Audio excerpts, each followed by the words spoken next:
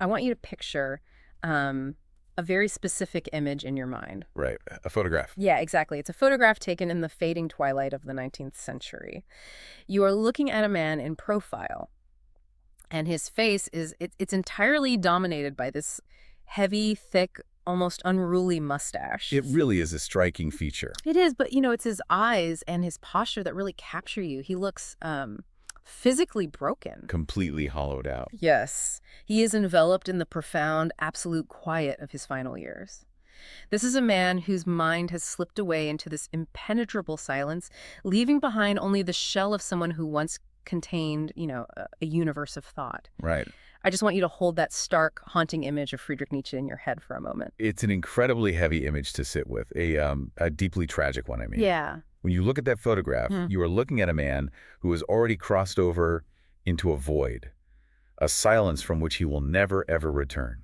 And that silence is exactly why we're here. I want you to contrast that image of silent ruin with the vibrant, almost fiercely lucid voice we are exploring today. The contrast is staggering, really. We are stepping into the pages of the book he wrote just before that total mental collapse. The book is titled Ecce Homo. It's an autobiographical reflection written on his 44th birthday. His very last lucid birthday. Right. And the mission of our quiet exploration today is to understand how one of history's sharpest, most uncompromising minds looked back at his own life. He claims extreme wisdom. He claims a sort of ultimate triumphant victory. And he's doing all of this while staring down immense, crippling physical suffering. The juxtaposition between his physical reality and his mental state in this book is it's almost unbelievable. It really is. The book opens on what he describes as a perfect day. He asks the reader to notice how everything around him is ripening. Yeah, the autumn imagery. Exactly. The grapes are turning brown, a sudden ray of sunshine has fallen onto his life, and he chooses, deliberately and with immense grace to bury his past year. Wow. He takes everything that was dead or dying in it and just lays it to rest. He embraces a profound, almost overwhelming thankfulness simply for being alive. There's absolutely no bitterness in that opening, is there? None.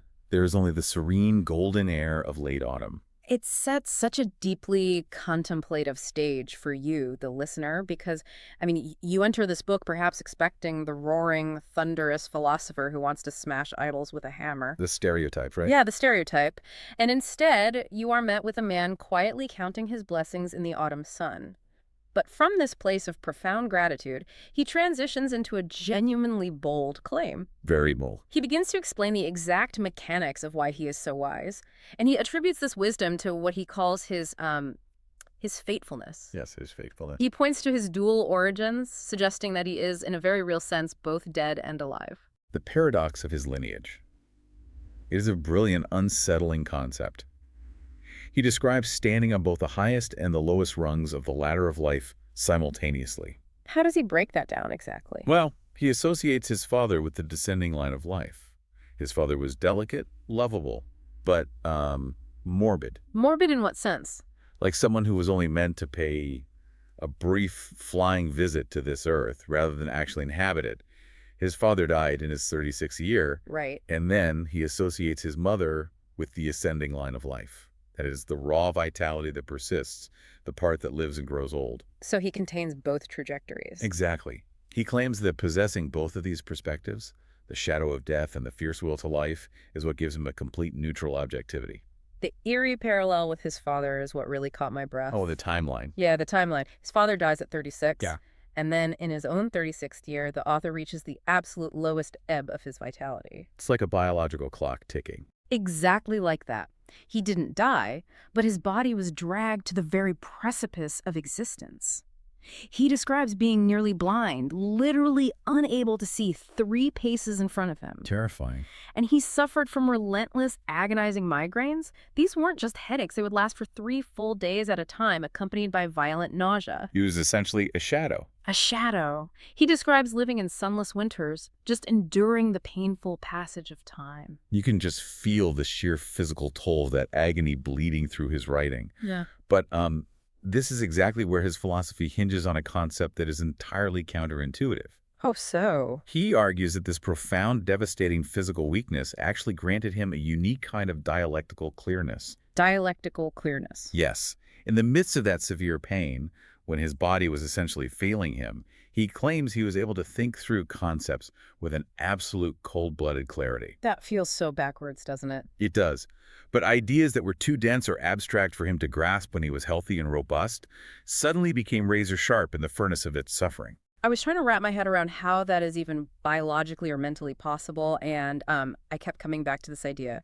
I want you to imagine a botanist. Okay, a botanist. This botanist has dedicated their entire life to studying the decay of flora, but in this specific case, the botanist is somehow able to study a withered, dying plant with total, detached scientific objectivity. Because he is the plant. Yes, only because he is that dying plant. He is the wilting leaves. He is the failing roots. Yet, miraculously, he possesses a perfectly healthy, crystalline mind to observe his own biological decay. That's a really beautiful way to visualize it. He is both the dying subject and the brilliant scientist taking notes. Right. He is observing the mechanics of his own decadence from the inside out.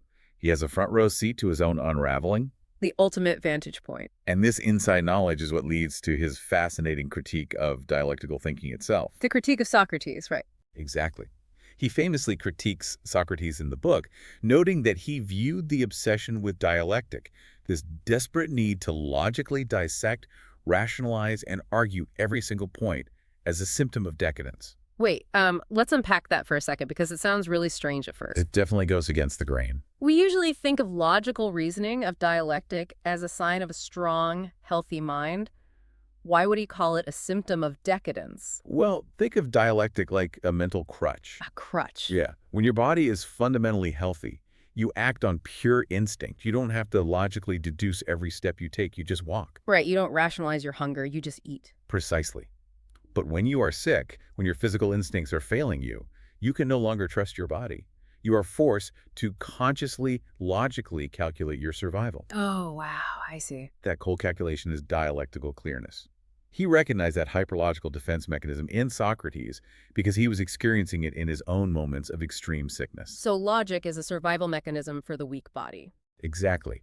He knew that when the body weakens, the mind compensates by becoming a hypervigilant calculating machine. So the very thing that was destroying his body was acting as a magnifying glass for his intellect. Yes. That is an incredibly lonely space to occupy. And, it makes me wonder if he was living inside this profound state of physical decadence, essentially trapped in a failing vessel. How did he survive it? That's the core question. We have to look at his concept of the instinct of self-recovery. This is a really crucial distinction he makes in the text. Yeah. He draws a sharp line between a true decadent and someone who merely experiences periods of decadence. Okay, what's the difference? He defines a true decadent as someone who instinctively chooses remedies that are actually bad for them. Oh, interesting. A true decadent leans into their own destruction. They seek out the very things that accelerate their decline. Yeah. But the author claims that he is, at his core, intrinsically sound. Intrinsically sound. Yes, his fundamental nature is healthy, even when his body is falling apart. Which means his response to this catastrophic illness wasn't to seek the usual comforts. He didn't look for sympathy. He placed himself entirely in his own hands. He took complete control. He literally sentenced himself to absolute solitude. He refused to be pampered. He refused to be fussed over or doctored by people who didn't understand his specific nature. Which most people would see as madness when you're that sick. Right. But he took this debilitating illness and used it as a powerful, unavoidable stimulus to discover life afresh. He writes that the instinct of self-recovery absolutely forbade him from becoming a pessimist. Because pessimism would be the ultimate decadent choice. Exactly. To surrender to despair is to let the sickness win. Instead, he utilized his suffering. But this brings up a tension that really challenges our standard medical and societal views. Yeah, it does. We generally view illness as a barrier. It is an obstacle that must be removed before life can resume its normal course. Yes, I found myself really pausing here while reading. We are so conditioned to think of sickness as a deduction from our life force. A subtraction. A subtraction, exactly. But he is arguing that for a certain type of intrinsically sound person, illness is an addition. It's an accelerant. It fuels them. I really struggled with the practical mechanics of that. How does sickness forge strength without just, destroying the vessel entirely? He answers this by detailing the signs of what he calls nature's lucky strokes. Nature's lucky strokes. Yeah. A truly healthy person, he argues, operates like a powerful digestive system for life's experiences. They literally digest everything, especially the traumatic, agonizing events. They don't just endure it, they metabolize it. Precisely. They do not react impulsively or immediately to stimuli. They react slowly, with a deep, cautious pride. They take the injury in, they absorb it, and they metabolize that pain into power. Wow. He famously asserts in the book that he does not believe in ill luck, and he does not believe in guilt. And this leads to his most resonant maxim. Whatever does not kill him makes him stronger. Which we've all heard, but in this context, it carries so much more weight. The illness provides the exact resistance against which his will to life must exercise and grow. It is a profound, almost terrifying self-reliance. But if you build this absolute cold-blooded self-reliance to survive your own failing body, what happens when someone else walks into your room and offers you a warm blanket? That's where things get complicated. Right. What happens when society tries to help you? Because this intense self-reliance forces us to look at how he interacts with the outside world. And this is where we encounter his truly radical, almost shocking stance on pity. It is a stance that unsettles deeply. Very deeply. He points out a curious, perhaps ironic fact about his life. He has rarely faced genuine ill will from people. Rarely. Yeah. The damage he has suffered hasn't come from enemies actively trying to destroy him. Oh. Rather, he has faced an abundance of goodwill. And he hated that. He found this goodwill to be highly destructive. He is deeply, fundamentally suspicious of what society praises as unselfish instincts. He takes aim right at neighborly love. He argues that pity is not a virtue, but a profound sign of weakness. It's a symptom to him. Yes, it is the physical manifestation of an inability to withstand a stimulus. When you see suffering and you pity it, you are proving that you cannot endure the sight of pain. You're projecting your own weakness onto the sufferer. Exactly. And he uses incredibly visceral language here. He says that gushing pity stinks of the mob. Stinks of the mob, that's harsh. It is. He says it lacks reverence. It lacks the aristocratic delicacy to keep a respectful distance from someone's private agony. He views pity as a trespass. It is an unwanted, unearned intrusion into the sacred space of someone's personal, monumental struggle. I really have to push back on this, or at least, voice the friction I felt reading it. Of course. Compassion is the foundation of almost every moral system we have. If I see someone in agony, a friend or even a stranger, and I sit with them to comfort them, how is that a destructive intrusion? It feels counter to our humanity. It feels like he is demanding a level of emotional isolation that borders on cruelty. I imagine you listening to this might be feeling that exact same resistance. That resistance is entirely natural, because he is attacking the absolute bedrock of our moral conditioning. To understand his logic, we really have to unpack his view of destiny. Okay, let's unpack it. Imagine a person who is enduring a great, lonely crucible. That struggle is forging their greatness, just as his blindness and migraines forged his dialectical clearness. Right. When a well-meaning bystander thrusts their pitiful, comforting hands into that destiny, they are robbing the sufferer of their personal triumph. They're stealing the meaning of the suffering. Yes, they are attempting to soften a blow that was cosmically meant to be absorbed and conquered. In the book, there's a vivid reference to the temptation of Zarathustra. Oh, that part is so powerful. In that narrative, the ultimate, most grueling test of power isn't fighting a monster or conquering a city. The final test is overcoming the temptation to feel pity. To feel pity is the final sin. The final sin. Because to succumb to it is to break faith with your own mastery and to insult the mastery of the person who is suffering. It is about respecting the heavy weight of another person's fate. If you rush in to save them from the fire, you steal the meaning of their burns. Exactly.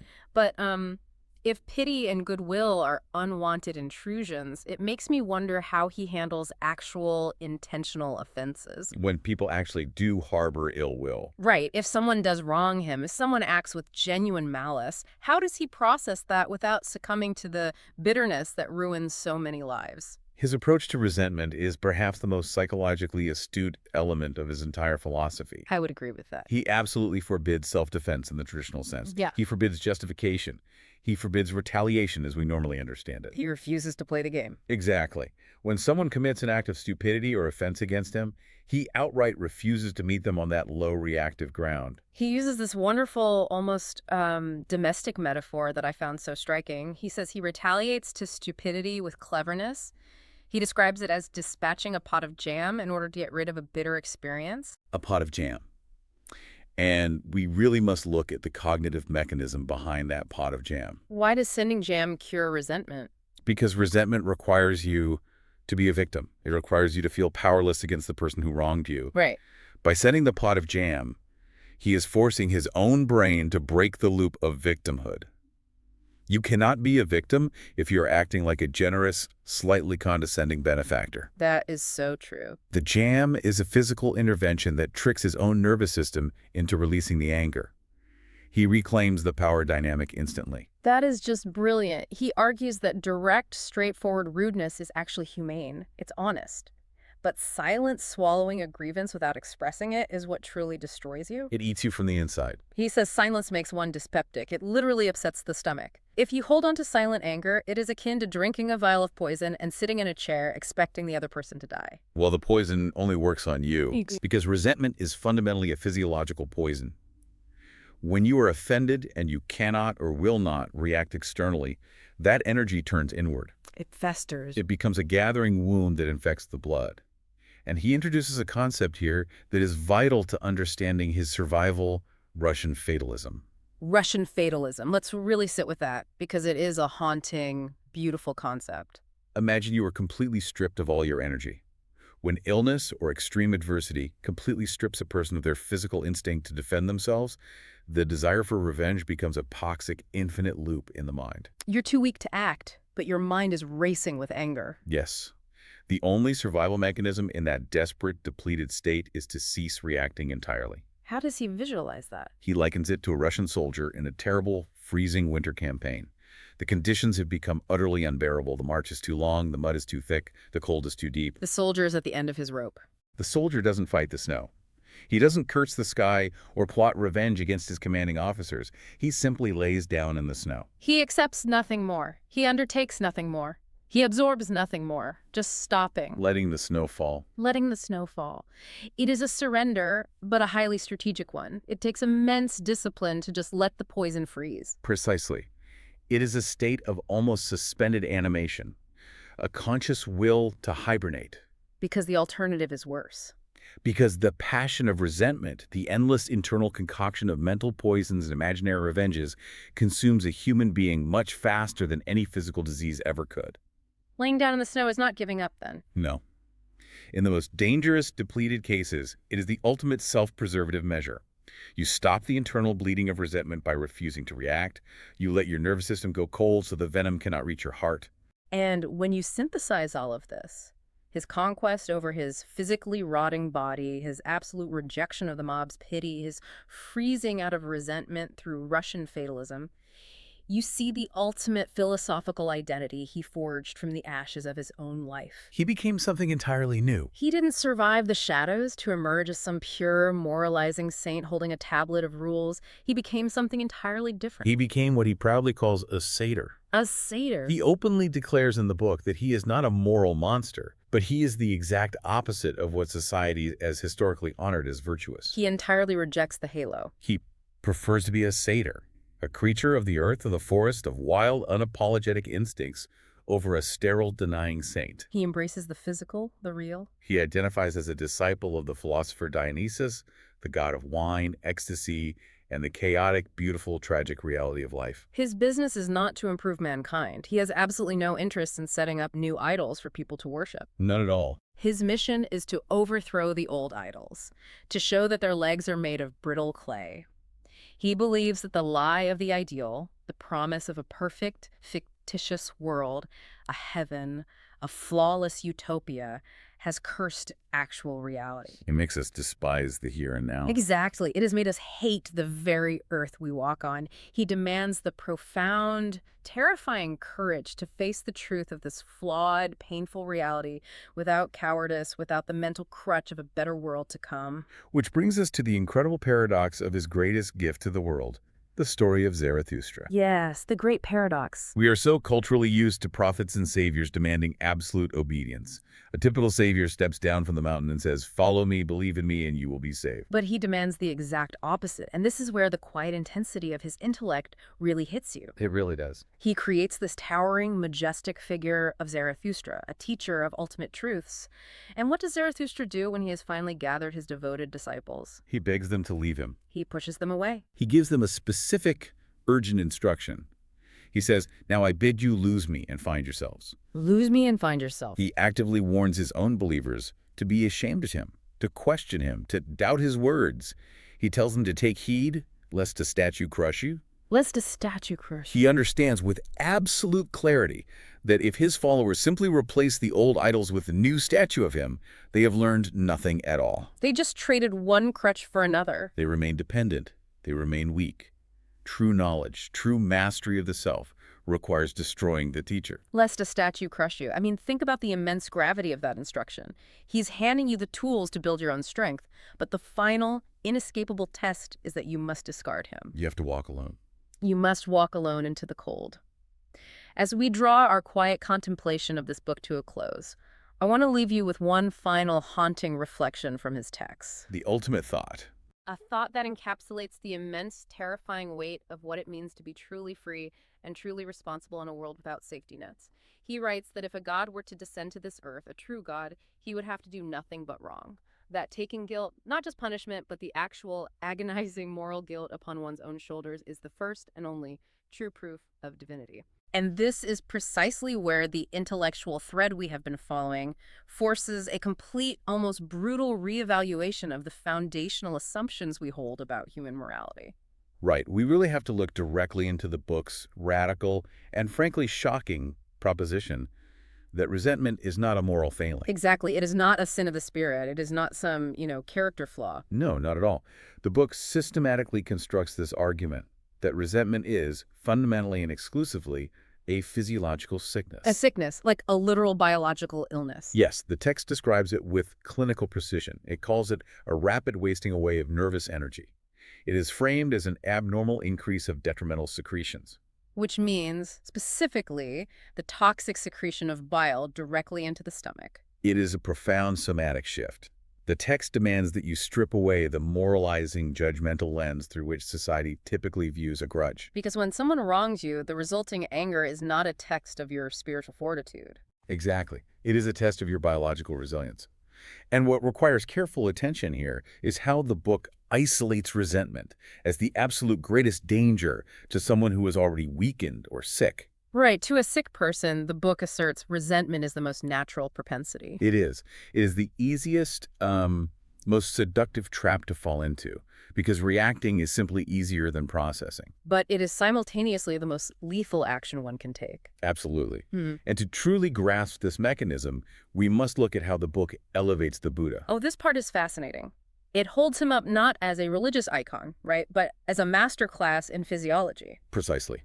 The text explicitly defines Buddhism not as a religion, and certainly not as what it provocatively terms a wretched creed like Christianity. It calls it a strict, rigorous system of hygiene. A medical regimen for the soul, essentially. If we follow the biological logic of the book, to hold on to resentment is akin to willingly drinking a vial of poison. Yeah, drinking poison and patiently waiting for your enemy to die from it. It is an act of biological self-sabotage.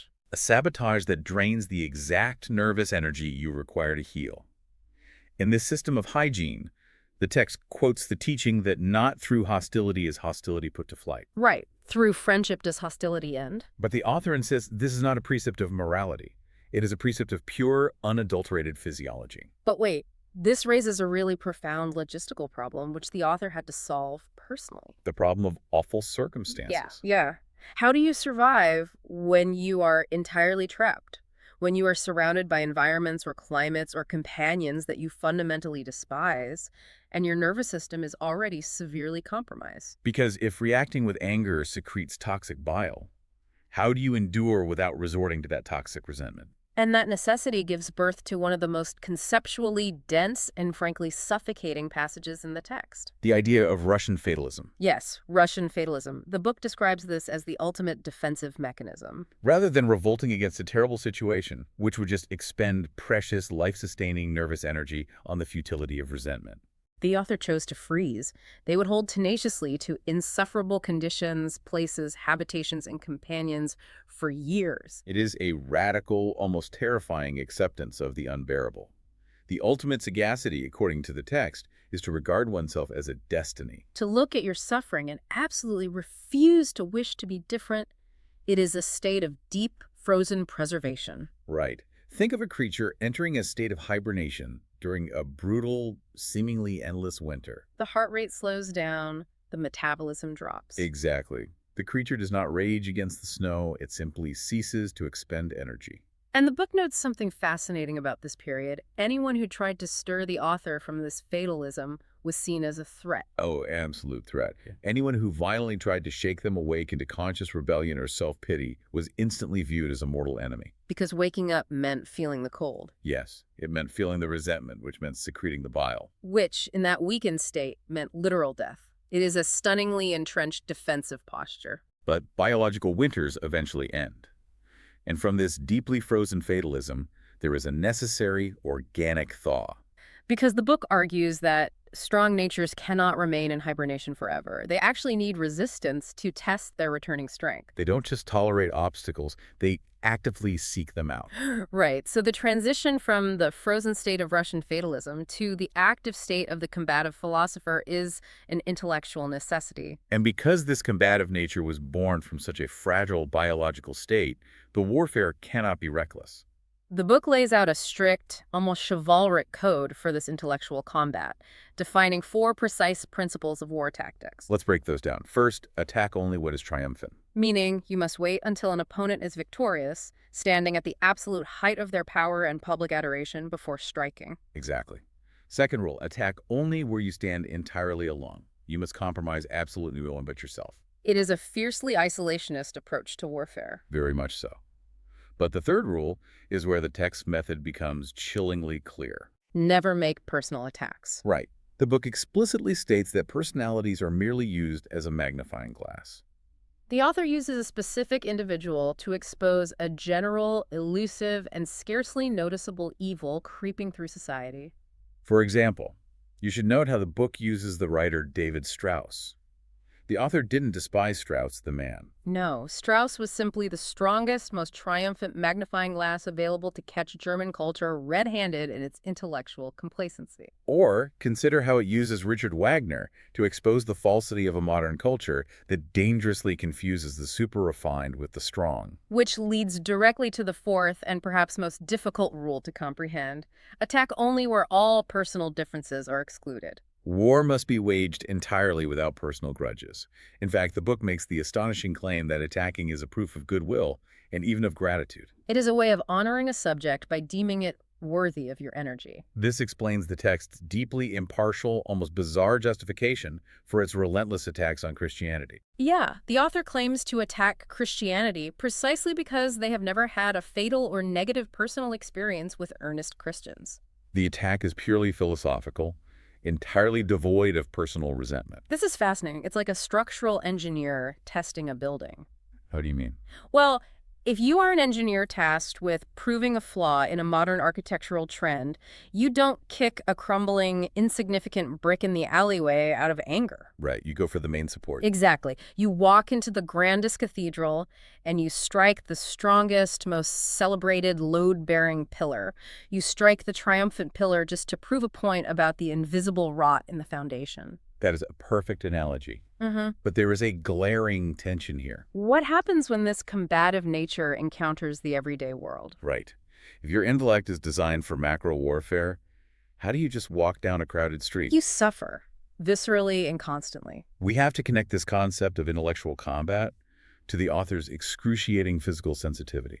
The book transitions from the lofty, abstract heights of philosophical war to an extreme, almost supernatural sense of physical cleanliness. The text claims the possession of psychological antenna.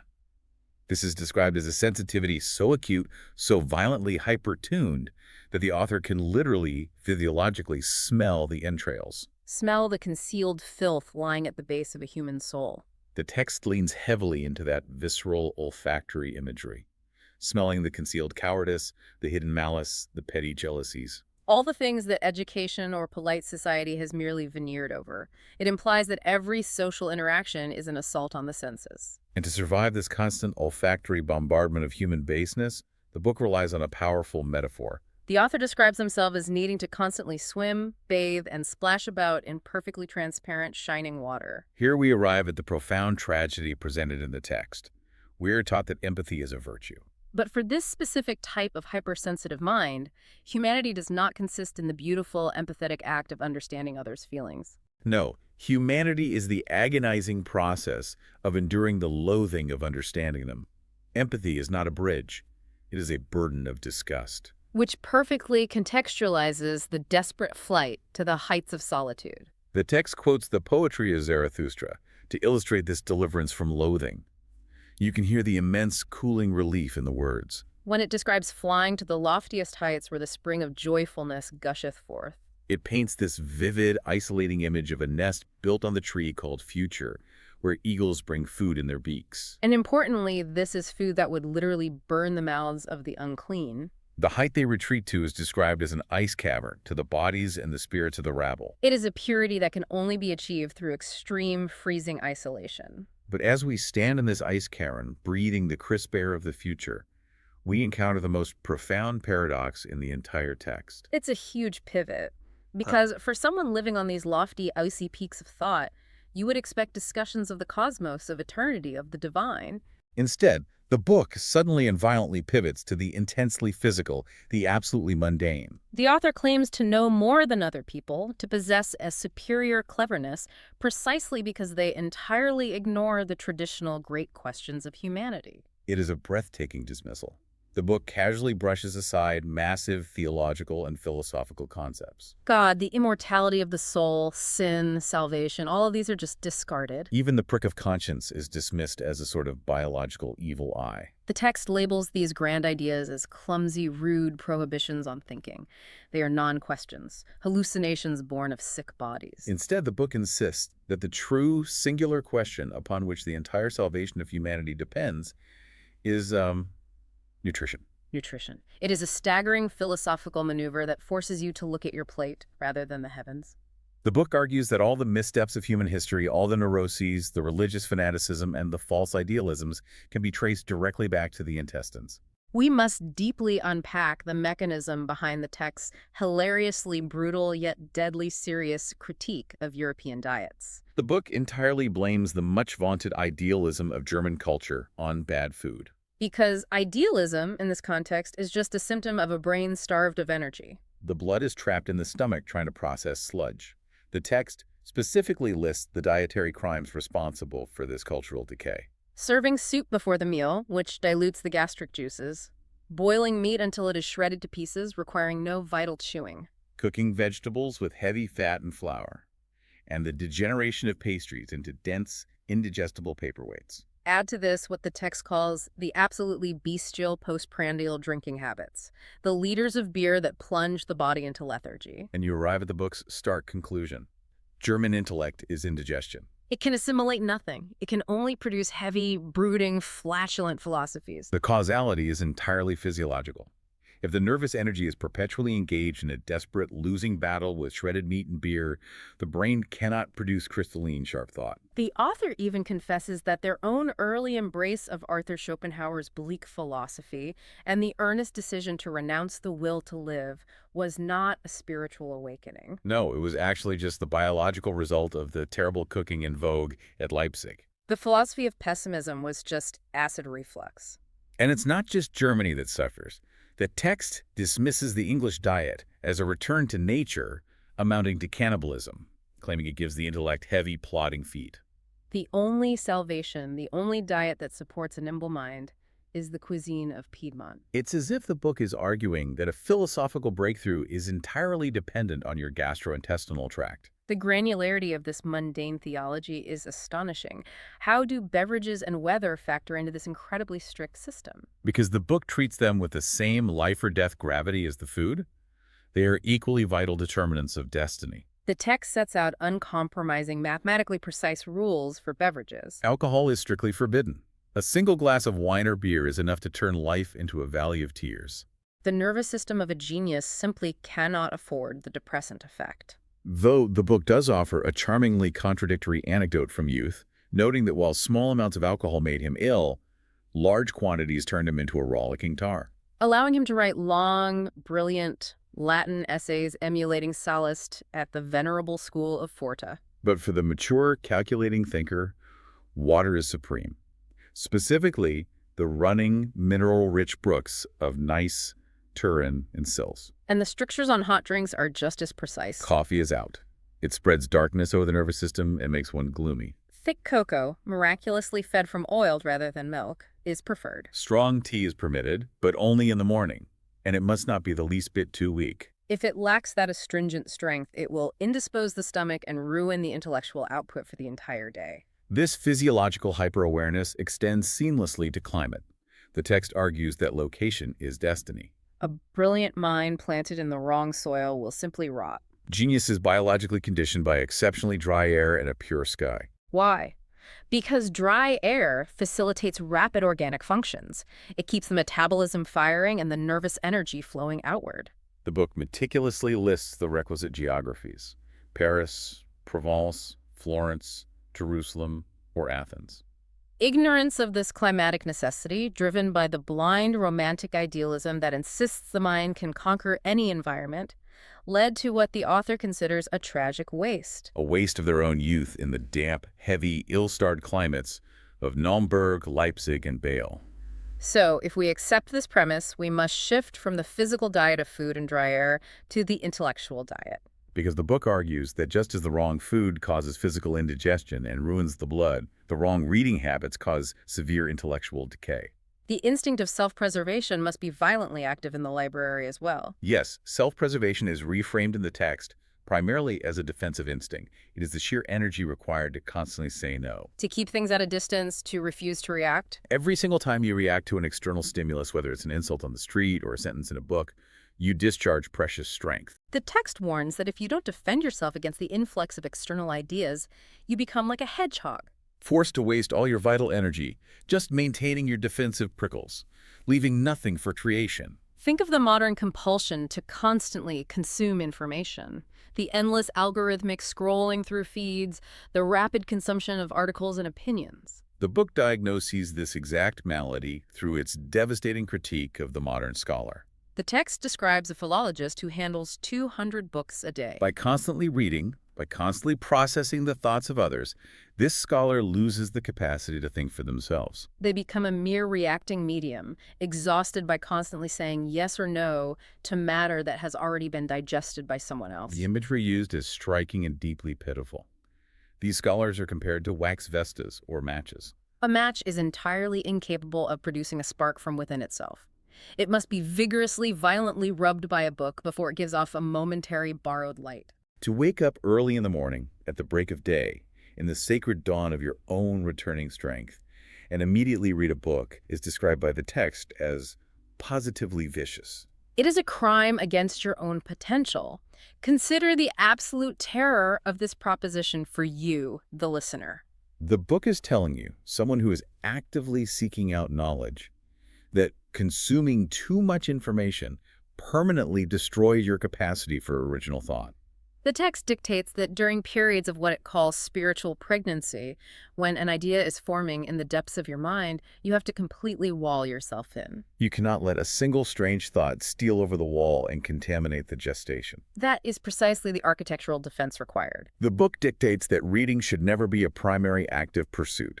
It is strictly, exclusively for recuperation from one's own earnestness and deep work. And even then, the intellectual diet must be severely restricted to avoid intellectual indigestion. The text outlines a preferred diet of books consisting almost exclusively of French culture, entirely dismissing the rest of Europe as too heavy or too clumsy. The author returns constantly to a tiny, purified pantheon: Pascal, Montaigne, Molière, Stendhal, and Guy de Maupassant. And Stendhal is given special, almost envious reverence. The text highlights Stendhal's piercing psychologist's eye and his brutally honest atheism. It notes a specific, ultimate atheistic joke that the author bitterly envies Stendhal for making, a joke that perfectly encapsulates the rejection of heavy, moralizing theology. God's only excuse is that he does not exist. If German culture is a swamp of indigestion and indiscriminate reading is a dangerous squandering of nervous energy, what then is the ultimate remedy? The book points to music as the supreme recuperative force, specifically positioning it as an anti-German counterpoison. Which leads us to the book's intense, deeply complicated reverence for Richard Wagner. And what's crucial is how Wagner is framed to fit this physiological system. The text celebrates Wagner not as a triumph of the German spirit, but as the exact violent opposite. He is classified as a late French romanticist, a foreigner in his deepest artistic sensibilities, the incarnate contradiction of all heavy, plodding, so-called German virtues. The text speaks of the days spent with Wagner at Tripschen, with an almost sacred, protective reverence. The author refuses to let those moments of sublime flashes and profound confidence be blotted from their life, despite their eventual philosophical war. The book describes Wagner's masterpiece, Tristan, with terrifying physiological language. It is said to possess an infernal voluptuousness and a gruesome and dulcet quality of infinity. To the author, subjecting the nervous system to this music was an essential counterpoison to everything Teutonic. But the musical diet expands beyond Wagner. The text praises the divine wickedness of Heinrich Heine, claiming that biological perfection is unthinkable without a dash of the satyr. It elevates the piano music of Chopin, the noble orchestration of Liszt, and the southern Venetian soul found in the music of Pietro Gasti. All of this, the brutal parsing of diet, the desperate search for dry air, the total rejection of external books, the reliance on music as a counterpoison. It is not merely eccentric lifestyle advice. It all coalesces into the book's core philosophy of the self. It answers the ultimate unifying question posed by the text, how one becomes what one is. And the answer provided is a masterpiece of counterintuitive psychology. The absolute necessity, the text argues, the only way to truly become what you are is not knowing what you are. If your life task is truly great, if it requires massive amounts of nervous energy to execute, coming face to face with it too early would destroy you. You would be crushed by the weight of your own potential. Therefore, the whole surface of your consciousness must be kept entirely ignorant, while your organizing idea grows secretly in the darkest depths of your biology. It's an incredible defense of one's own apparent failures. The text claims that all your blunders, your temporary deviations, your periods of playing small or focusing on mundane specialties, like the author wasting years becoming a philologist, are actually brilliant, unconscious protective mechanisms. They keep the surface mind occupied with trivialities, protecting the organizing idea from being disturbed until your physiological capacities are perfectly ripe and burst forth. Which brings us to the synthesis of this entire staggering philosophical framework. From the stomach bile of resentment to the dry air of Provence, to the necessary ignorance of the self. The book culminates in a final, absolute formula for human greatness, amor fati. The love of fate. It is the uncompromising, terrifying desire that nothing should be different. Not forwards into the future, not backwards into the past, not for all eternity. It is the ultimate rejection of idealism, because all idealism, the wish for a better world, a purer soul, a kinder companion, is seen as a cowardly falsehood in the face of absolute biological and cosmic necessity. It requires us to strip away every lofty spiritual comfort we've ever been taught to lean on. To accept the text's premise is to accept that the concepts of the soul, of virtue, of an eternal life beyond this physical one, are merely lies born of diseased natures seeking revenge on a reality they are too weak to digest. Instead, the book demands that we look downward, at the extreme physical realities of our existence. It demands we look at our daily diet, the humidity in the air we breathe, the tempo of our digestive tracts, and the briskness of our afternoon walks as the true, undeniable arbiters of human greatness. Consider this for yourself. Are your grandest, most untouchable moral beliefs and your highest intellectual achievements actually just the result of a perfectly tuned stomach? A perfectly tuned stomach, the absence of resentment, and the dry air of the city you happen to live in. If idealism is falsehood in the face of necessity, then perhaps the greatest act of rebellion is simply to learn how to digest your life exactly as it is. Some are born posthumously. Okay, let's unpack this. It is a remarkably heavy way to start, yeah. Right. I mean, just imagine pouring your absolute deepest psychological insights onto the page. Exactly. You forge this philosophy that's meant to just, shatter the foundations of human thought.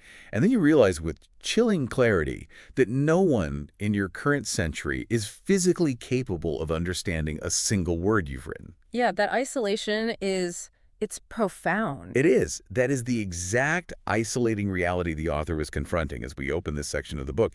He's engaging in this surgically precise reflection on a phenomenon that has basically defined his entire intellectual existence. The absolute widespread misunderstanding of his life's work. Yes. And, he doesn't just complain about this misunderstanding. He dissects it mechanistically. He approaches it through what he calls an acoustic delusion. Which is such a striking phrase. It really is. It's a brilliant and rather terrifying premise. He argues that, well, no one can draw more out of a book than they already know.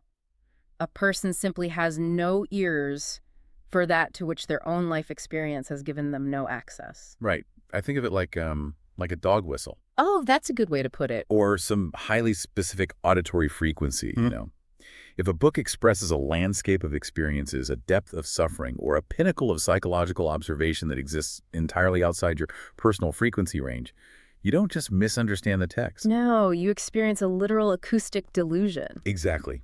You look at the words printed on the page, and you genuinely believe there is nothing to hear simply because you lack the internal receiver for it. You assume the silence is in the book, rather than, well, in your own sensory limitations. What's fascinating here is how he responds to this profound silence, because the silence is a reflection of the reader's boundary, not the writer's. Right. And he doesn't lament it. He actually rejoices in not being read by what he calls modern men. He does. He recounts this anecdote in the text about a Dr. Heinrich von Stein. This doctor honestly complained that he couldn't understand a single word of the author's most famous philosophical narrative. And the author's response is just amazing. It is. It was essentially, that is exactly as it should be. To have understood even 6 sentences of that work means to have physically and psychologically lived them. Because understanding isn't an intellectual exercise here. No, it requires elevating oneself to a level of existence far beyond the reach of the average modern individual. Which draws a really stark contrast between his own destiny and that of someone like, say, Arthur Schopenhauer. Definitely. Where other philosophers might seek a vast readership or, mass approval, he proudly declares, non-legger, non-layer, I am not read, I will not be read. Yeah, there is a dark, almost sophisticated humor in how he handles the few criticisms he actually does receive. Oh, absolutely. The book mentions a Berlin University professor who suggested he change his writing form because, quote, no one could read such stuff. Right. And it also brings up those 2 extremely hostile Swiss reviews. By Dr. Widman and Herr Karl Spittler. Yes. They accused him of abolishing all decent feeling and writing mere advanced exercises in style. And he looks at those terrible reviews with this kind of clinical admiration.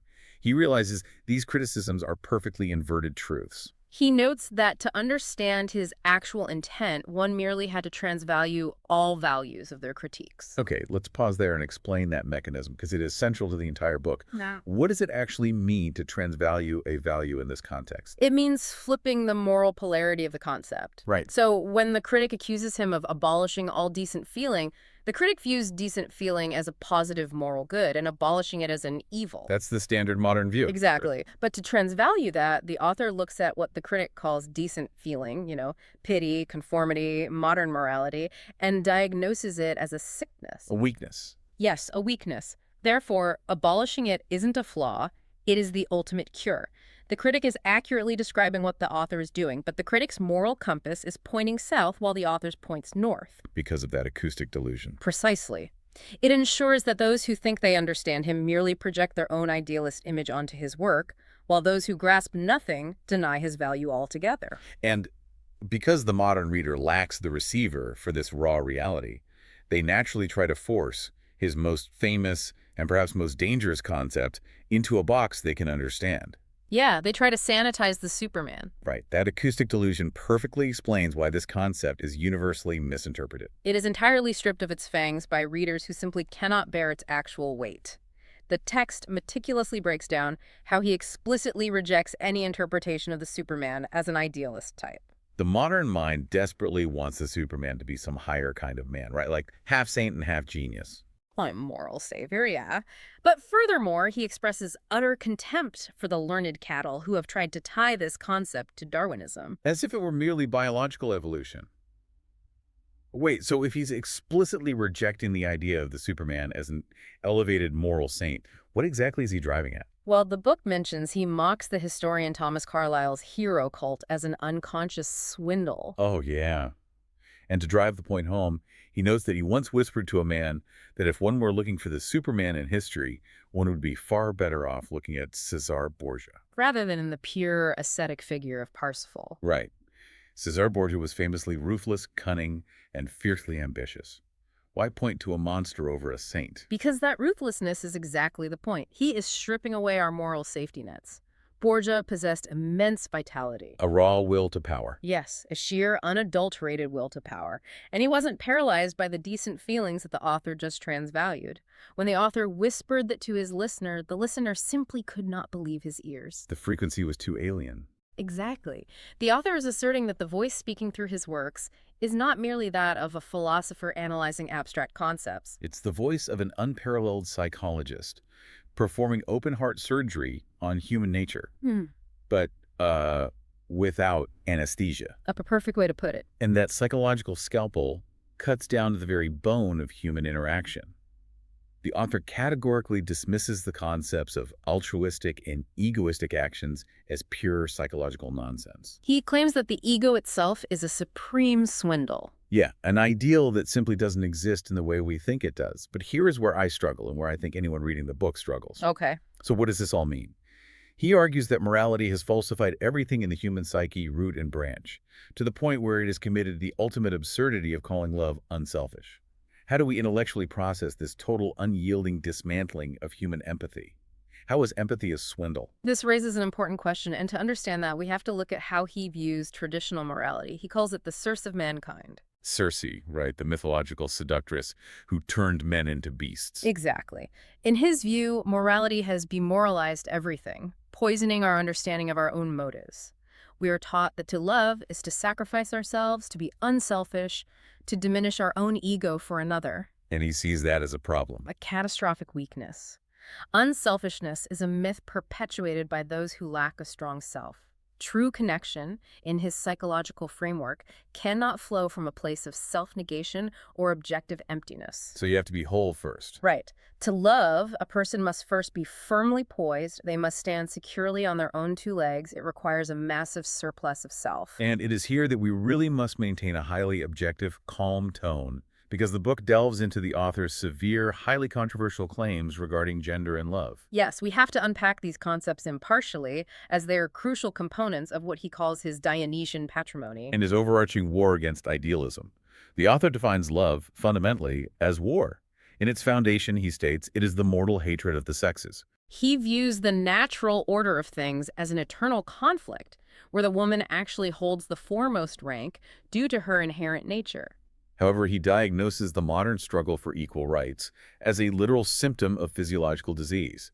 He argues that the emancipated women who fight against men are actually driven by an instinctive hatred for their well-constituted sisters. He claims they are anarchists in the eternally feminine world, driven by a deep-rooted instinct of revenge. To understand this incredibly severe stance, we have to look at the underlying philosophical logic. Specifically, his obsession with vitality and nature. Right. In his framework, any attempt to smooth over the raw, natural friction between the sexes is an attempt to water down life itself. He sees the demand for equality not as a push for justice, but as a desire to escape the necessary vitalizing war of nature. It's a total rejection of modern liberal ideals in favor of what he sees as biological destiny. And he extends this critique to men who champion these ideals as well. He specifically attacks the playwright Henrik Ibsen, labeling him a typical old maid, peddling a malicious idealism aimed at poisoning the natural spirit of sexual love. It all comes back to his doctrine regarding vitality. He combats every kind of opposition to nature. To leave no doubt about the severity of his stance, he shares a clause from his own moral code against anti-natural vice. He states that preaching chastity is a public incitement to unnatural practices. Any depreciation of sexual life, any attempt to sully it with the concept of impurity is, in his words, the essential crime against life. It is the ultimate crime against the Holy Spirit of life. He is positioning himself as the first psychologist of the eternally feminine, claiming a divine, terrifying insight into the subterranean instincts that drive human relation. And that intense psychological warfare didn't just emerge out of nowhere. If we connect this to the bigger picture, we have to look at his first major work discussed in the book, The Birth of Tragedy. Oh, yes. This early text is the genesis point. It is where he first discovered and psychologically analyzed the Dionysian phenomenon in history. And the physical setting of this discovery is deeply surreal. The book paints a picture that is almost cinematic in its starkness. It really is. This profound, paradigm-shifting philosophical tract was not written in the quiet, dusty confines of a university study. It was conceptualized and written on cold September nights beneath the walls of Metz. Amidst the deafening thunder of the Battle of Worth. Exactly. While the author was actively serving his duties as a nurse to the wounded and dying, you have to imagine the juxtaposition: blood, shattered bodies, the immediate reality of violent death, and amidst it all, a mind formulating the deepest mechanics of ancient Greek tragedy. That visceral, bloody backdrop perfectly mirrors the book's central thesis, which is the tension between Hellenism and pessimism, He asserts that the Greeks were not pessimists. which directly contradicts Schopenhauer. The sheer existence of Greek tragedy itself is the proof. To understand how he proves this, we have to mechanically define the dichotomy he introduces: the Apollonian versus the Dionysian forces. Let's break those down. What exactly are these forces? Well, the Apollonian represents form, structure, order, and the beautiful illusion of the dream. It is individuation. Okay, so structure and boundaries. Right. The Dionysian, on the other hand, is the raw, chaotic, intoxicating reality of nature.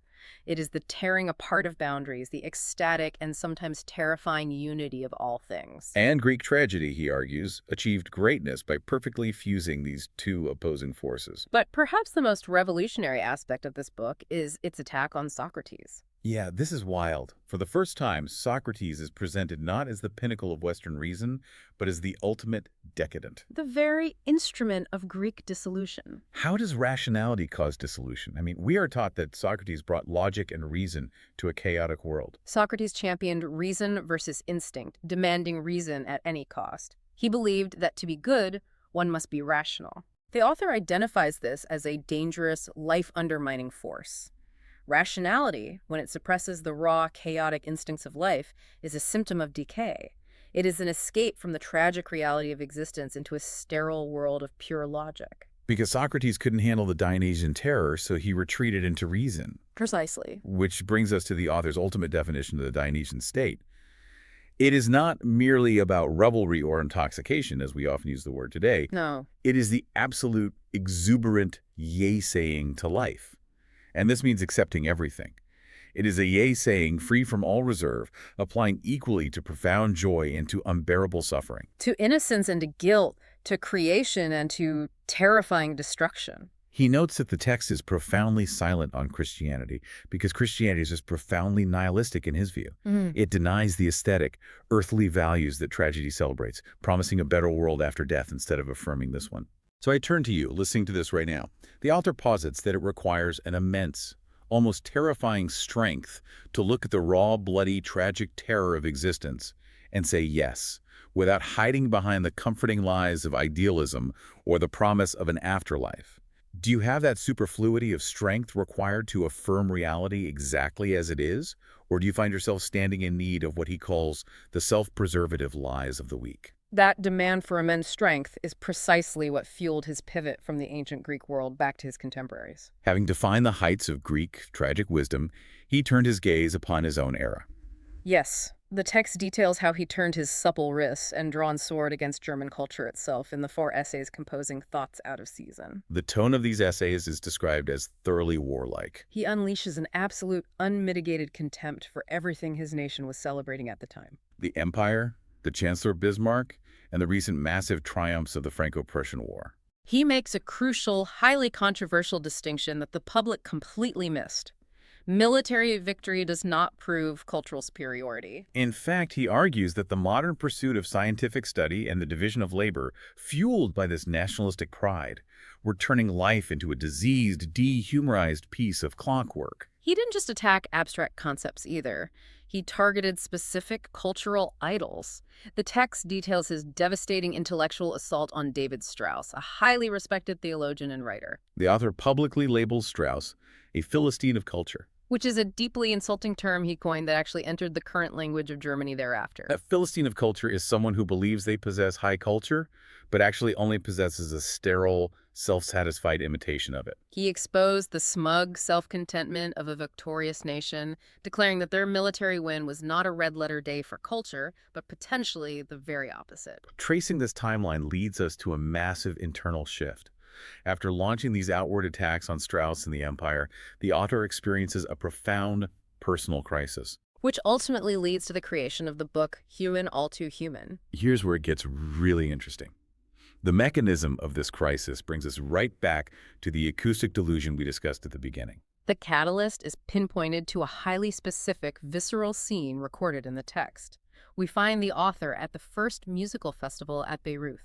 This event was meant to be the pinnacle of Richard Wagner's artistic vision. A vision the author had previously championed, right, and believed was a modern resurrection of the Dionysian tragic spirit. But upon arriving at Bayreuth, he is overcome by a profound feeling of strangeness. It is as if he is waking from a dream. He barely recognizes Wagner. He realizes, with creeping horror, that Wagner's art has been translated into German. Yes, the refined, cosmopolitan artistic vision he believed in has been hijacked and bedecked with what he calls German beer and German virtues. Wagner had started broadcasting on a frequency the author utterly despised. The author finds himself surrounded by a blood-curdling company of beautiful souls and anti-Semites. The intellectual claustrophobia is absolute. Nationalism and anti-Semitism were the exact idealistic swindles and decadence he was trying to cure. And his idol had succumbed to the disease. Disgusted and deeply alienated, he literally packs his trunk in the middle of the festivities, sends a brief telegram of excuse to Wagner, and flees. Deeply buried into the recesses of the Bohemian forest to a place called Klingenbrunn. That flight into the forest is the crucible. He carries his melancholy and his contempt for the Germans like an illness. And out of that deep isolation, he begins to write sentences down in his notebook.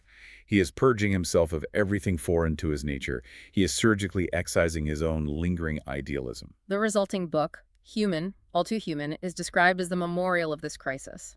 It is a book for free spirits, meaning a spirit that has once more taken possession of itself. The author compares himself to Voltaire, a grandee of the intellect operating with a cool, hard, and scornful spirituality. He describes his method in this book not as a loud, explosive physical battle, but as a silent, subterranean war. He imagines himself walking through the netherworld, holding a torch with a steady beam, illuminating the secret hiding places where ideals skulk and seek refuge. But he doesn't passionately argue against these ideals.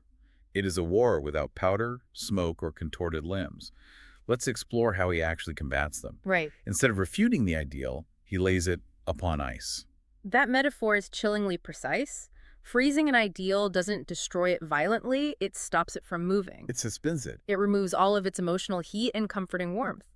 He subjects these deeply held human beliefs to the cold, unsparing light of pure psychological analysis until they simply stop functioning. In that cold light, genius freezes.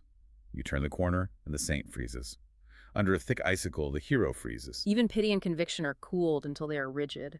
And in the end, faith itself freezes to death. To be a true free spirit, as the author defines it in this brutal, liberating framework, you cannot simply wander around the world, abandoning the ideals of other people or critiquing society from a safe distance. You must turn that pitiless torch inward. You must take your own most cherished convictions, the very foundations of your worldview. Your own internal saints and heroes, and you must willingly lay them on the ice to freeze to death. So I leave you with this to consider in the silence that follows. What is the one ideal, the one comforting swindle you are holding on to right now that is preventing you from standing securely on your own two legs and facing the raw, tragic reality of becoming? Which brings us directly to that terrifying morning he describes in the book. Imagine waking up in your mid-30s, looking around at the highly respected, tenured, comfortable life you've built for yourself, and realizing with horrifying clarity that it has been a complete waste of time. I mean, a dry-as-dust waste. Yeah, it's a profound and, frankly, devastating self-diagnosis. Okay. He is an established university philologist at this point. Right, and we should probably pause here because if you aren't familiar with the reality of that profession, a philologist is someone who studies the history of language, poring over ancient historical texts, analyzing grammar. Sentence structure, the etymology of dead words, all of it. Exactly. And you really have to appreciate the cruel, almost suffocating irony of this situation. Here is a man whose entire philosophical destiny is about unearthing the most dangerous, authentic inner voice of the individual. The absolute core of the self. Right. And yet he realizes he has spent a decade of his prime crawling with short-sighted eyes through the microscopic dead words of old Greek metricians. He looks at his own spirit, and he sees that it is quite thin, like it's intellectually emaciated. He doesn't just view this as a mild career misstep either, or, a temporary period of burnout. He sees it as a fundamental betrayal of his own life task. The realization hits him that his reality, his actual stock of true lived knowledge, is pitifully bare. It's just empty. Completely. Because when you spend your days engaged in an instinctively repulsive occupation, a job that pays the bills, earns you societal respect, provides a pension, but actively suffocates your soul, you are committing a slow daily violence against yourself. Yeah. It is what he terms an absolute aberration of instincts. And he explicitly notes in the book how he survived that daily violence. Yeah. Because you have to survive it somehow, right? He used the art of Richard Wagner. Right, the operas. Yeah. He viewed his reliance on Wagner's incredibly heavy, emotional, just overwhelming operas as an opiate. It was literally a narcotic he used to numb the agonizing hunger of his own soul for like 5 or 6 hours at a time. Well, when you are suffering from an unnatural practice, like starving your own intellect to serve an institution, it leads to another unnatural practice. You numb the pain rather than curing the disease. Because the cure is too terrifying. Exactly. The opiate of Wagner's incredibly dense romantic music allowed him to temporarily forget himself. It allowed him to borrow someone else's passion because his own had been buried under mountains of academic dust. Wow. But the realization of this wasted life, as horrifying as it was, wasn't enough to actually break the chains. I mean, the inertia of a comfortable, respectable life is terrifyingly strong. It really is. You can know intellectually that you are miserable. You can understand that your vocation is killing you, but you will still politely show up to work the next morning. Right, the social conditioning is just too deep. He needed a catalyst to force a true philosophical pivot. And that catalyst was a complete physical collapse. So this is where the narrative shifts from a purely intellectual crisis to a biological one. His failing body does what his conscious will was, I guess, too polite to do. Or perhaps too conditioned by duty. He frames this severe illness, an evil heritage derived from his father's side of the family, essentially a predisposition to suffer intensely and die young, as the ultimate liberator. The sickness that cured him. Exactly. The illness slowly freed him from the toils of his academic and social obligations. It spared him from having to make a sudden, violent, or offensive breach with his university colleagues. He didn't lose the goodwill of others. He actually gained it through their pity. Right. They just thought, oh, he's so unwell, poor guy. Yes. But far more importantly, the illness gave him the unquestionable right to completely reverse his mode of life. It commanded him to lie still, to wait, to exercise patience. His failing eyesight, which was plagued by agonizing pain, forced an absolute end to his bookwormishness. He was completely delivered from books. He was. Okay, let's unpack the mechanics of this. Because you have a philosopher, a man whose entire life task is bound up in thought and text, claiming that stopping reading was the greatest gift he ever gave himself. The absolute greatest. And he stopped reading for years.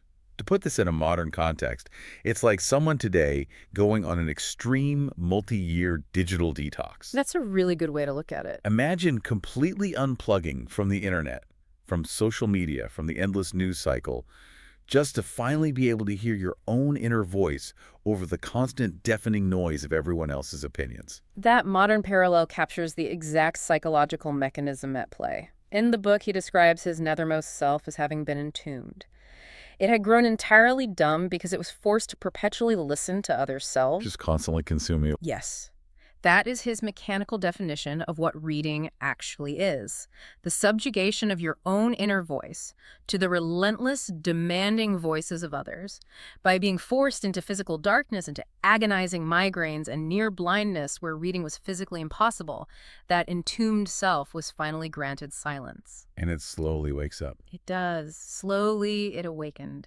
At first it was shy and doubtful, but eventually it spoke again. This return to oneself is what he considers his highest kind of recovery.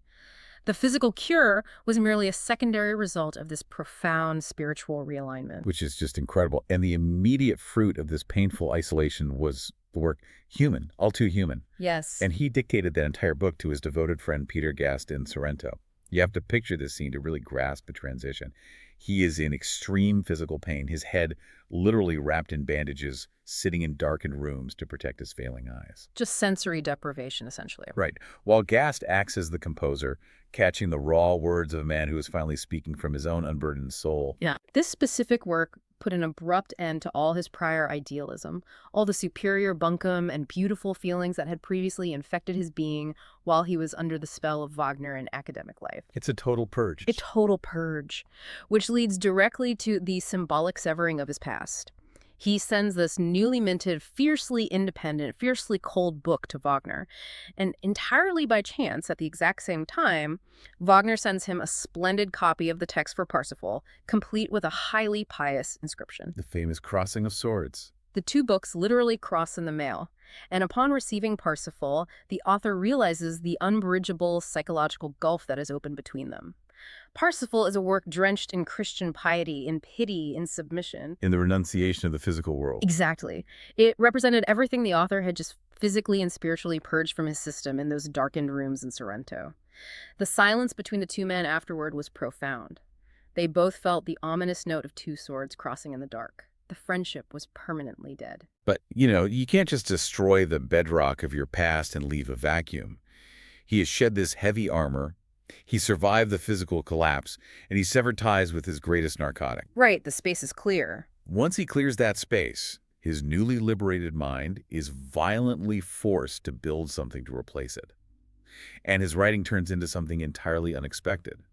You would think, after all that physical suffering and personal betrayal, he would wage a dark, bitter, cynical war against the world. A lot of people would. But instead, we get this bright, playful, yet incredibly radical destruction of morality in the subsequent works, The Dawn of Day and Joyful Wisdom. And here's where it gets really interesting. It really does. Because he warns us in the book that this specific campaign against morality does not smell of gunpowder. No heavy artillery here. Right. The method of attack is entirely different from what one might expect from a philosopher setting out to destroy 2,000 years of Western values. He uses the stunning imagery. He says the book lies in the sunshine, smooth and happy, like a marine animal basking in the sun between two rocks. I love that image. He literally refers to himself as that marine animal, living entirely alone among the rocks in the neighborhood of Genoa, exchanging secrets with the ocean. He describes the process of writing not as forging heavy weapons of logic, but as gently catching fleeting, godlike thoughts, which he calls lizards, with a pen. Catching lizards. It's so delicate. He is emphasizing the delicacy and the quiet patience required for this kind of philosophical transvaluation. He is contrasting this Mediterranean lightness with the heavy, burdensome, sweating machinery of German academia he just left behind. He's not transfixing these poor little lizards with cruelty. He's catching them with art. Beautifully put. And this transitions seamlessly into the period of Joyful Wisdom, which is a book overflowing with both profundity and playfulness going gently hand in hand. He compares it to the heavy ice of January finally melting, breaking free to rush gloriously toward the sea. Okay, but if you're listening to this, you're probably thinking, how on earth does destroying the concept of pity or altruism equal health? It sounds counterintuitive, right? It sounds like the philosophy of a sociopath. You don't usually destroy centuries of ingrained ethical frameworks by projecting light and tenderness over everything. How does this actually work? Well, it sounds sociopathic only if you view morality from the perspective of the herd, rather than the perspective of the individual organism. We have to look at the biological and psychological mechanism he is arguing here. Okay, lay it out for us. He approaches this entirely as a physiologist. Think about the human body. If even the most insignificant organ in your body decides to be altruistic, if it neglects its own self-preservative powers, its egoism, its absolute need to draw nutrients to itself for the sake of the whole, that organ withers. Right, it starves itself. And when that organ withers, the entire physiological system begins to degenerate. Wow. So forced self-denial is quite literally biological suicide. Exactly. The mechanism of traditional morality, which champions altruism, self-renunciation, pity, and the elevation of the soul over the physical body, is, to him, a recipe for physiological decadence. It's making us sick. It is an artificial system driven by the figure of the priest. The priest gains power not over the strong and the healthy, but over the sick. Therefore, the priest's ultimate, perhaps unconscious desire is the degeneration of mankind. Because if we're healthy, we don't need the priest. Precisely. By making the natural instincts of the body a sin, the priest controls the populace. A morality that demands selflessness is a morality of decay. It is anemia raised to the level of an ideal. Anemia as an ideal, that is such a powerful way to frame it. So, by projecting light, love, and tenderness over all evil things, meaning egoism, bodily instincts, and self assertion, he is restoring their right to exist. He is restoring their clear conscience. This campaign of sunshine simply renders the old morality irrelevant by introducing a higher, healthier state of being, a concept he calls yesing. And this dangerous, newly recovered health climaxing in joyous wisdom sets the stage for a period of unparalleled creative output. He has cleared away the old sickness, he's basking in the sun, and then the lightning strikes. Yes. We arrive at the conception of Zarathustra and the fundamental idea of the eternal recurrence. And the author is extraordinarily precise about the exact moment this idea struck him, isn't he? Very precise. It was August 1881. He was wandering through the woods alongside Lake Silvaplana, halting by a huge rock that towered aloft like a pyramid. He wrote down the thought with the postscript, 6,000 feet beyond man and time. 6,000 feet. It's as if he stumbled into an entirely different atmospheric pressure.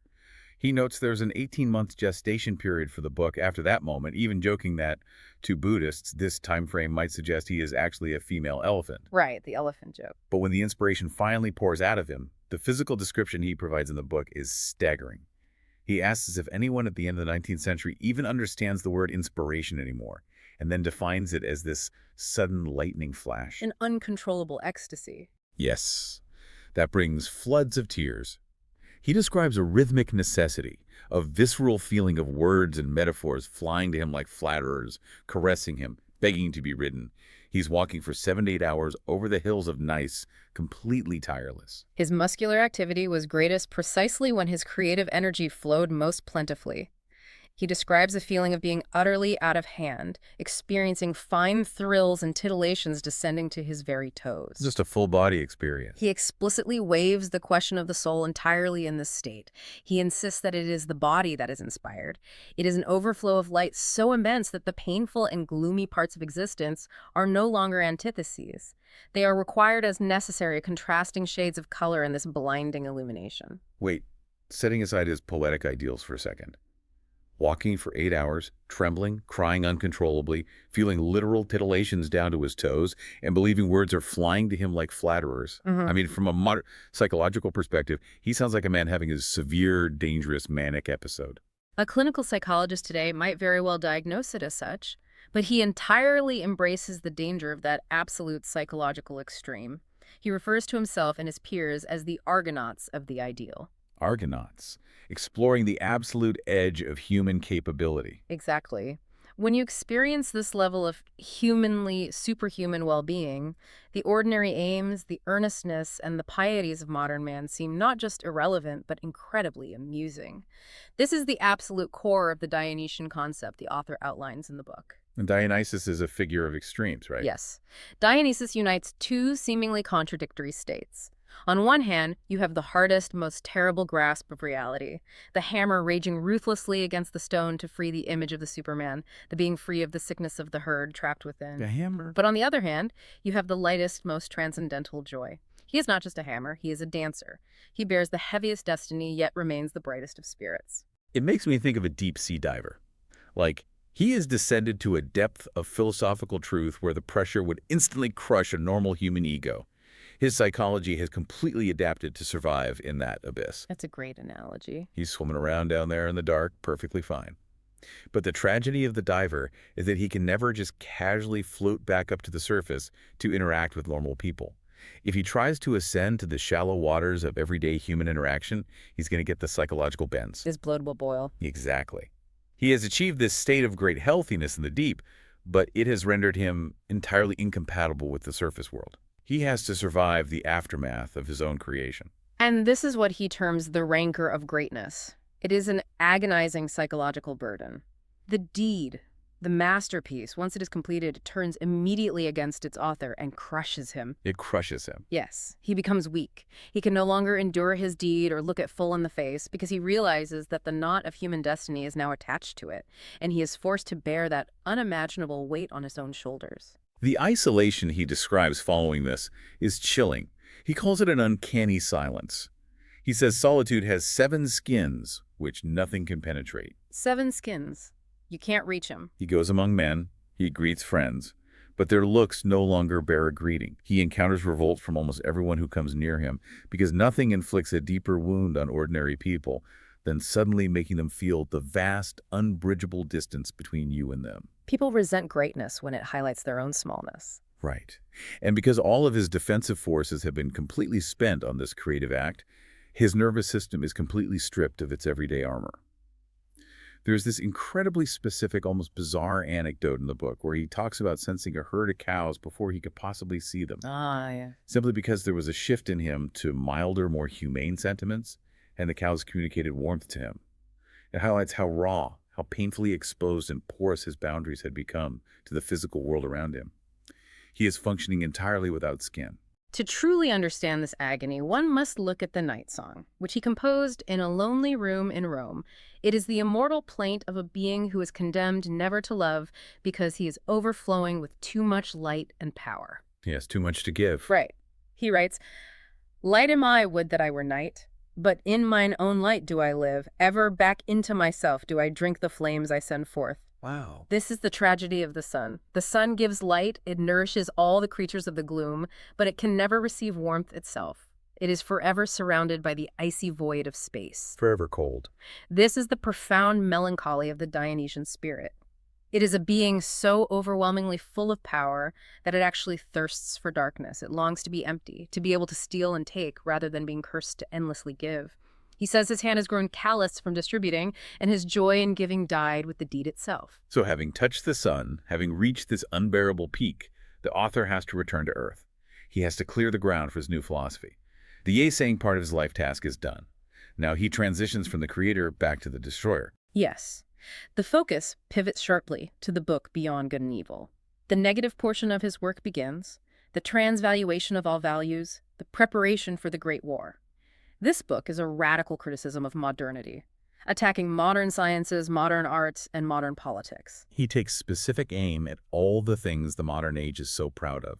The far-famed objectivity, the sympathy with all that suffers, the historical sense that bows down before foreign tastes. He hates all of it. He views all of this modern posturing as essentially ill-bred, the exact opposite of the noble yay-saying type he is trying to cultivate.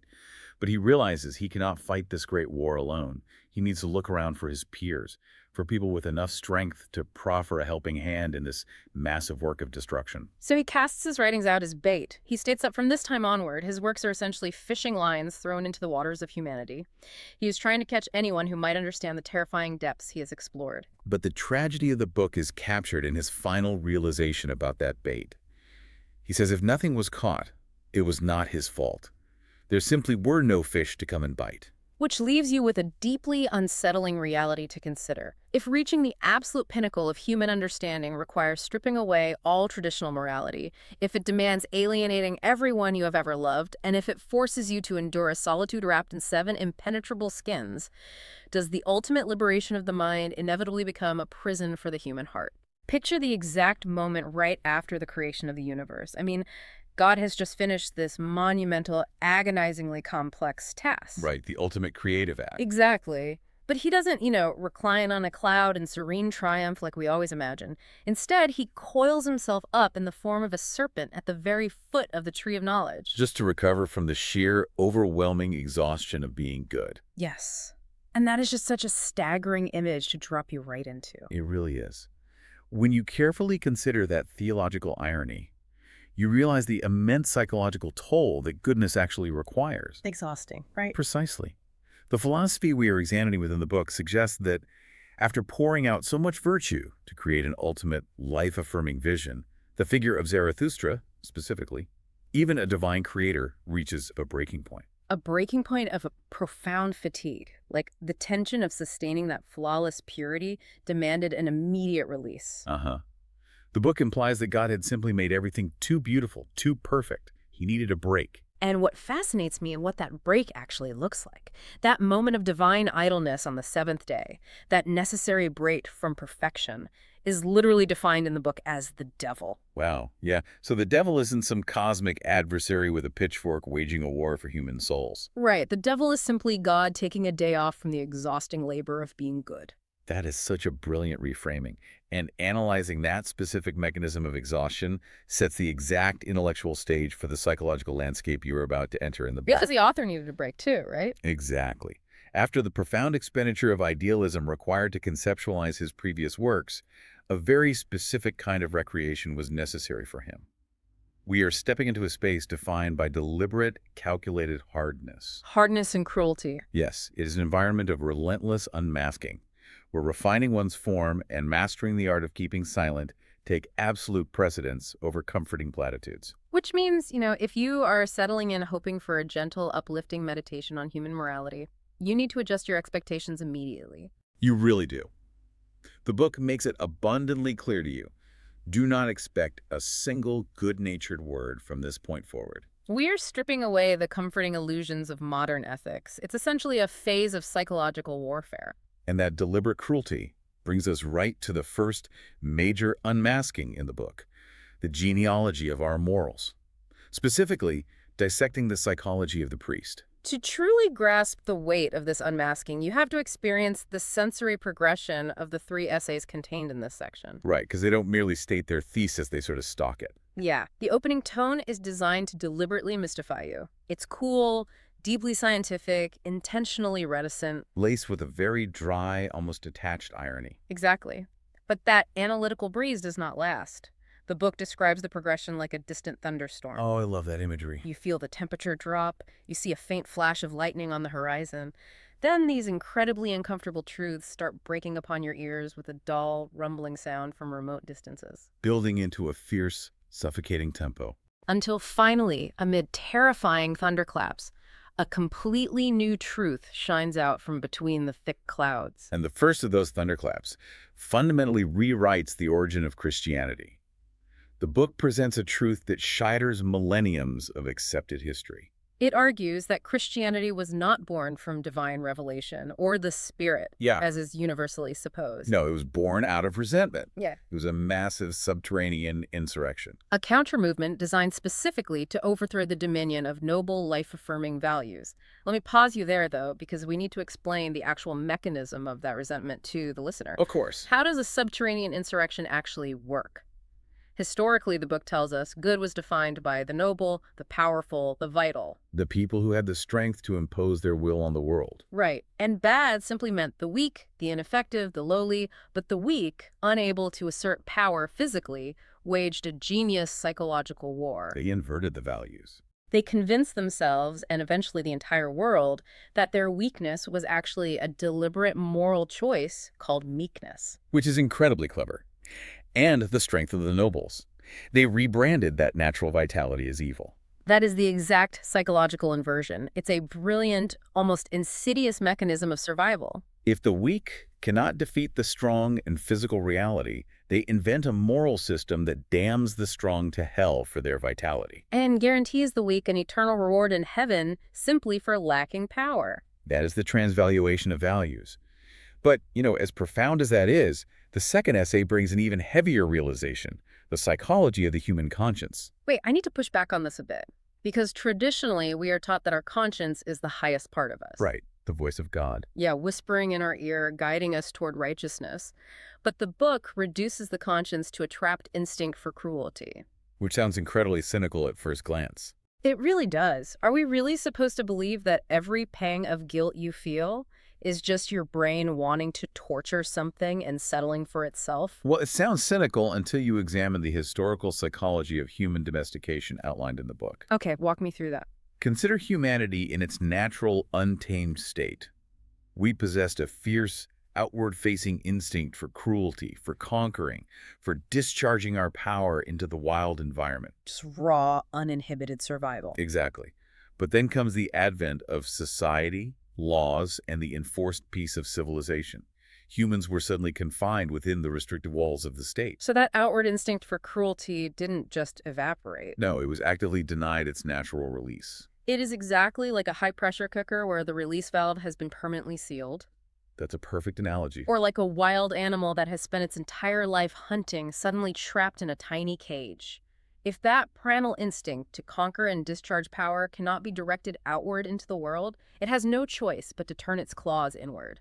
It begins to attack the self. It's terrifying, really. It is. That internalized cruelty, that relentless self-laceration, is the precise mechanism of what we now call guilt or a bad conscience. What the book exposes here is that this suppressed inward-turning cruelty is actually one of the oldest and most indispensable foundation blocks of human culture. Without mankind learning to torture itself psychologically, the complex, restrictive structures of civilization could never have held together. We became our own most effective jailers. Exactly. Which leads us directly to the third thunderclap, the ascetic ideal. The ideal of the priest? Yes, this is a framework based entirely on self-denial, chastity, poverty, essentially a will to non-entity. It is a drive toward decadence and nothingness. But why on earth would such a detrimental anti-life ideal gain such formidable global power over the human mind? Well, the customary assumption is that divine providence propelled it, that God actively validated the self-denial of the priests. But the psychological reality offered by the book is far more clinical. Right.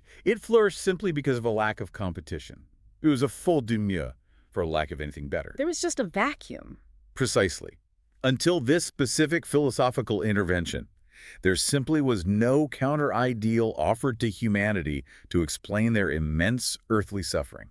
In other words, human beings would rather actively pursue their own destruction than sit around without a purpose. Yeah, man prefers to aspire to nothingness than not to aspire at all. The human mind completely abhors a vacuum. If you do not give people a meaning for their pain, they will literally aim at self-destruction and the denial of life, just to feel the sensation of aiming at a goal. And the priest provided that goal. Your suffering is your own fault, a result of your inherent sin, and your purpose is to endlessly repent. The priest gave suffering a meaning, even if that meaning was entirely self-destructive. Which is why the author frames these three essays as decisive overtures toward the transvaluation of all values. It's the first time the psychology of the priest has been accurately, clinically diagnosed as a sickness. And once that diagnosis of cultural illness is made, the aggressive treatment must begin. This is where the methodology of the book shifts to philosophizing with a hammer, entering the twilight of the idols. Let us clarify that word idols. Because normally when you hear idols, you picture ancient golden calves or marble statues worshipped in forgotten temples. Right, physical objects of worship. But the target here is much less tangible and far more dangerous. The book isn't talking about physical statues. No, idols in this context refers to the very foundations of human thought. The deeply ingrained beliefs. Exactly. They are the old truths, the unquestioned moral absolutes that humanity has blindly believed in up to this point.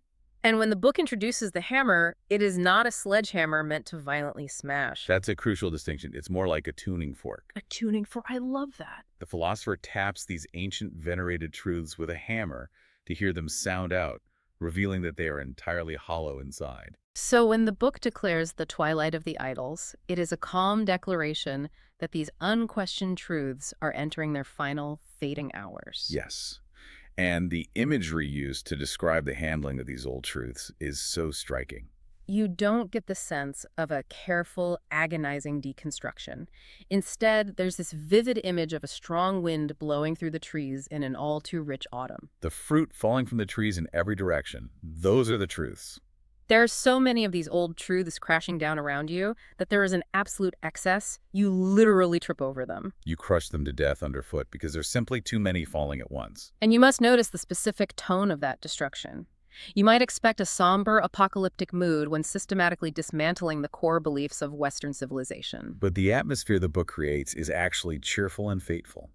It describes its own tone as the work of a laughing demon. A laughing demon, it is a state of absolute euphoria. The book notes that this section was written in just a handful of days in Turin during an autumn that was described as impossibly perfect. A season of wild perfection, bathed in colors and contrasts, completely free of darkness and dismay.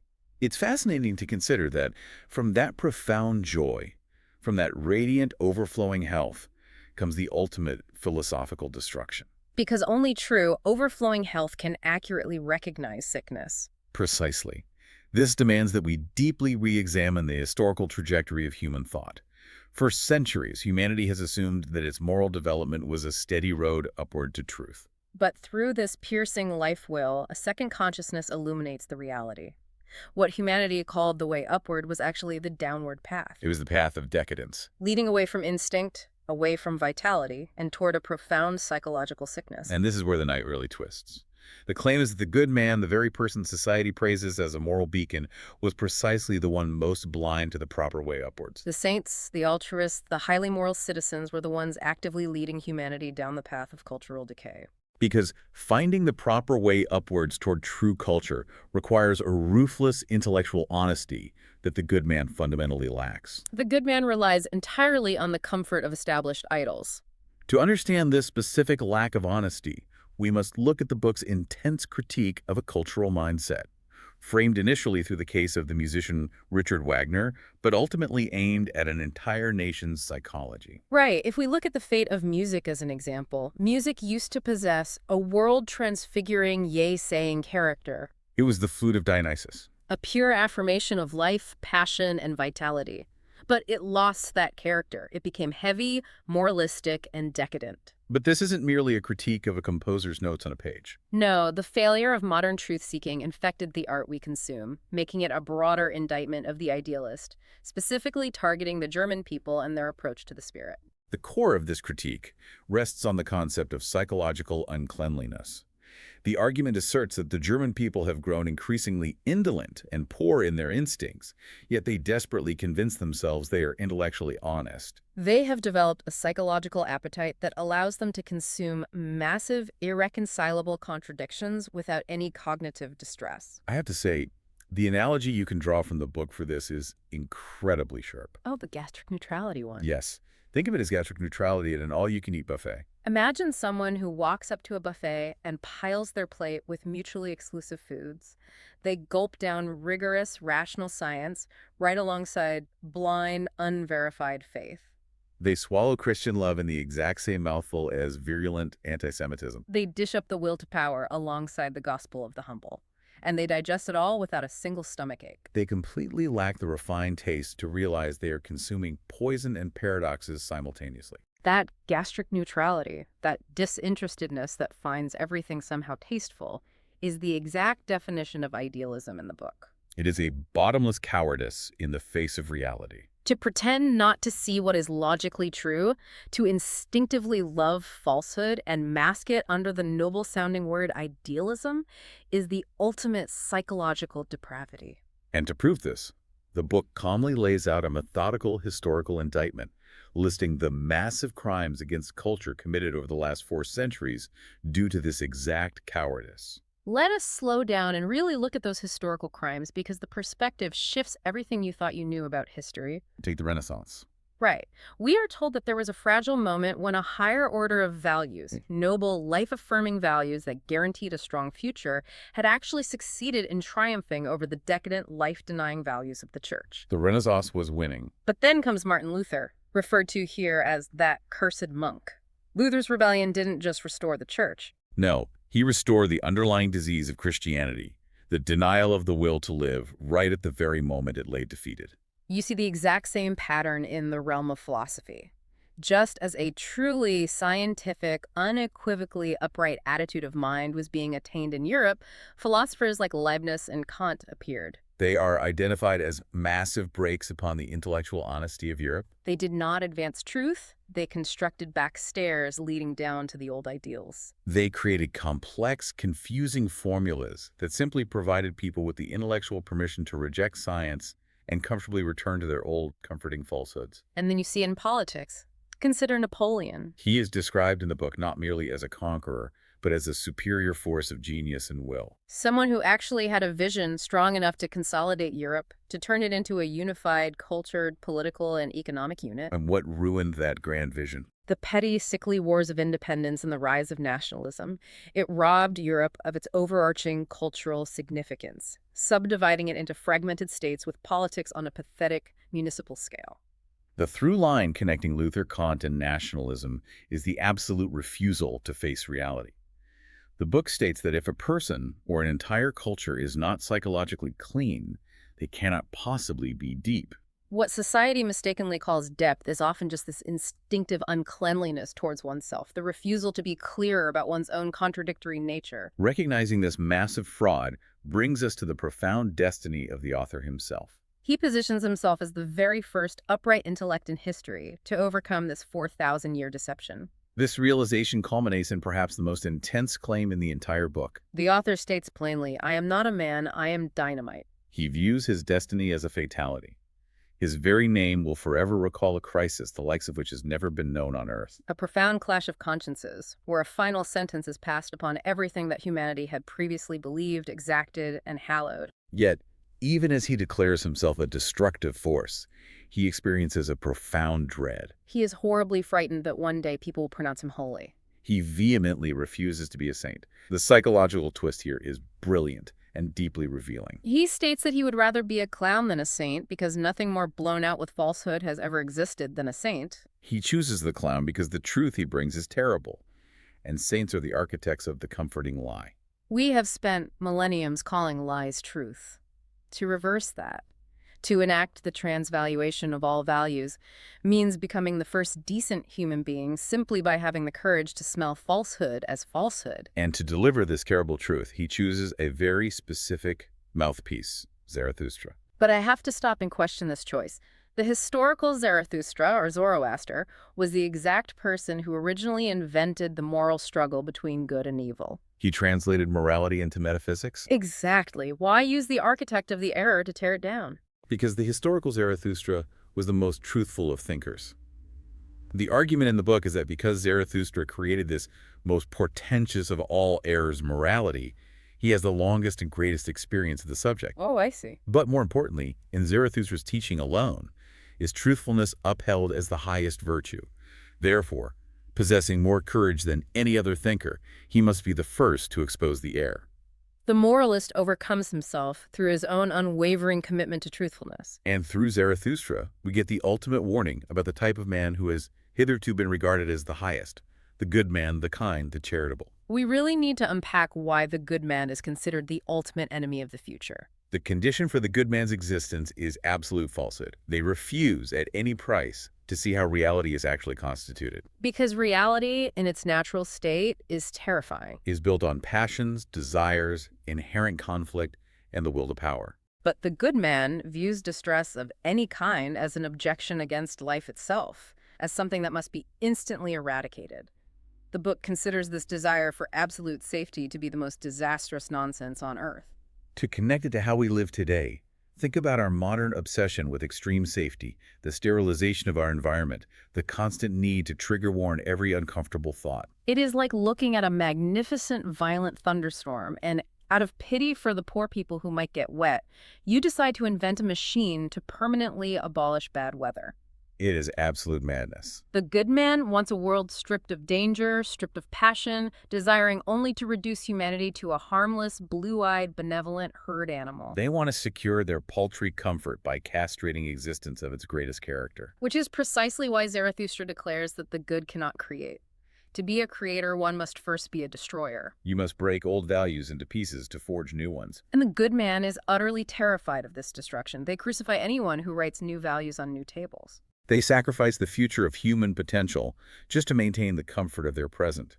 Therefore, the good man is ever the beginning of the end. The highest type of man conceived by this philosophy, the Superman, would seem so terrible in his reality-embracing vitality that the herd would simply call him the devil. And that leads us to the ultimate synthesis of this incredible psychological journey. Morality is defined here as the idiosyncrasy of decadence, actuated by a desire to avenge themselves with success upon life. The unmasking of this Christian morality is a catastrophe that breaks the history of man into two distinct halves. We arrive at the ultimate antithesis, Dionysus versus Christ. We must be exceptionally clear that this is not merely a critique of a particular religion. No, it is the exposition of a battle between two fundamentally opposed ways of existing. The unmasking reveals Christian morality as a literal form of vampirism. It operates by draining the blood and energy from life. And the mechanism for this is insidious. It takes the natural instincts, the profound need for growth, expansion, and severe self-love, and labels them as sin. Furthermore, it invents a true world, the concept of the beyond, or the immortal soul, for the express purpose of depreciating this earthly reality. By creating an imaginary world where everything is perfect, it throws contempt upon the physical body, rendering mankind sick, mistrustful of its own instincts, and obsessed with the hysteria of redemption. In other words, by promising you heaven, it actively teaches you to despise the earth. It is a terrifying but ultimately liberating realization. The holy pretext, the so-called improvement of man through morality, has been nothing more than a subterranean ruse to weaken the strong. When the lightning flash of this truth finally strikes, you are left standing in the absolute rubble of millenniums of falsehood. You look down at your own hands to see what is left, realizing that everything you were taught to revere, everything that shaped your conscience, was actually a systematic hostility to life itself. It completely upends everything. So at this point, we must consider what happens to the human mind when every single safety net of morality is pulled away, right after this.